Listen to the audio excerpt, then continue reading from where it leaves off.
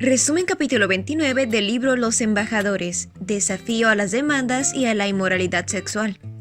Durante 1 año y medio, Pablo había trabajado entre los creyentes de Corinto, señalándoles al Salvador crucificado y resucitado e instalándolos a descansar plenamente en el poder transformador de su gracia.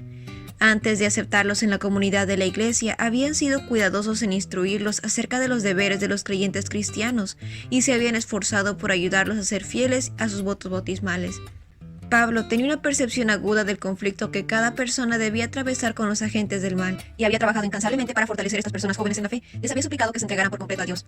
Toda persona débil, rodeada de dudas y luchas, que se entrega enteramente al Señor, es colocada en contacto directo con los agentes que le permiten vencer. Cuenta con la ayuda de los ángeles en todo momento de necesidad. Los miembros de la iglesia de Corinto estaban rodeados de idolatría y sensualidad. Mientras los apóstoles estaban con ellos, estas influencias tenían poco poder sobre ellos. Después de la partida de Pablo, sin embargo, muchos fueron volviéndose descuidados y permitieron que los gustos naturales y las inclinaciones los controlaran. Pablo había escrito brevemente, amonestándolos a que no se asociaran con los miembros que aún persistían en el libertinaje, pero muchos objetaron sus palabras y se excusaron a sí mismos por descuidar su instrucción. La iglesia envió una carta a Pablo pidiendo consejo en relación con varios asuntos, pero sin mencionar algunos de los graves pecados que había entre ellos. El apóstol Pablo, sin embargo, recibió la impresión del Espíritu Santo de que el verdadero estado de la iglesia se había sido ocultado. Por esa época llegaron a Éfeso miembros de la casa de Cloé, una familia cristiana en Corinto.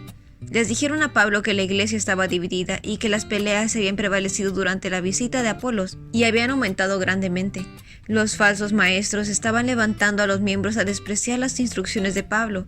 El orgullo, la idolatría y la sensualidad estaban aumentando de forma constante. Pablo vio que sus peores miedos se habían convertido en más realidad. Con notable claridad contestó las preguntas y asentó los principios generales que, si se ponían en práctica, llevarían a un plano espiritual más elevado. Les advirtió fielmente acerca de los peligros y los reprendió por sus pecados. Les recordó los dones del Espíritu Santo que habían recibido y les mostró que era su privilegio avanzar en la vida cristiana hasta que alcanzaran la pureza y la santidad de Cristo.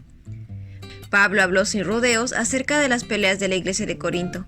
Pablo fue un apóstol inspirado. La verdad que enseñaba había recibido por revelación, pero aún así, Dios no siempre le reveló la condición de su pueblo. La reprensión que envió fue escrita bajo la inspiración del Espíritu de Dios, como lo fueron sus otras cartas. Llamó la atención a su propia obra como maestro constructor, que había puesto el fundamento sobre el cual los otros construirían. Un exconverso había apostatado de tal manera que su vida licenciosa violentaba aún el estándar más bajo de la moralidad establecido por los gentiles. El apóstol rogó a la iglesia que quitara a ese hombre de en medio de ellos. Otro de los graves peligros era que los otros hermanos estaban recurriendo a la ley uno contra otros. Si alguno de ustedes tiene un pleito con otro, ¿cómo se atreve a presentar demanda ante los inconversos en vez de acudir a los creyentes?, preguntó Pablo. ¿Acaso no saben que los creyentes juzgarán al mundo? Y si ustedes han de juzgar al mundo, ¿cómo van a ser capaces de juzgar cosas insignificantes? ¿No saben que aún los ángeles los juzgaremos? ¿Cuánto más los asuntos de esta vida? Digo esto para que les dé vergüenza. ¿Acaso no hay entre ustedes nadie lo bastante sabio como para juzgar un pleito entre los creyentes? Al contrario, un hermano demanda al otro, y esto ante los incrédulos. En realidad, ya es una grave falla solo el hecho de que hayan pleitos entre ustedes. ¿No sería mejor soportar la injusticia?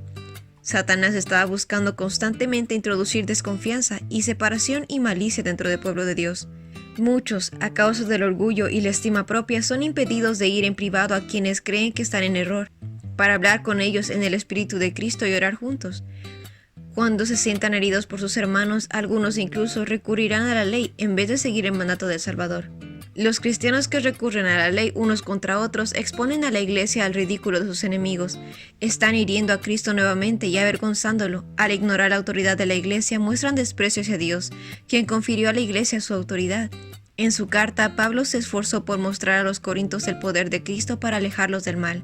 Pablo les rogó que controlaran sus pasiones y apetitos más bajos, exaltó su naturaleza más elevada y los inspiró a esforzarse por tener una vida mejor. Sabía que, a cada paso del sendero cristiano, los creyentes corintios enfrentarían oposición de Satanás y tendrían que involucrarse en el conflicto diariamente. Deberían rechazar los viejos hábitos y las inclinaciones naturales, siempre constantes en la oración y la vigilia. Y ese fue el resumen del capítulo 29 del libro Los Embajadores. No olvides compartir este resumen con tus compañeros de clase o con otras personas que tú creas que puedan necesitar este resumen. Nos vemos la próxima.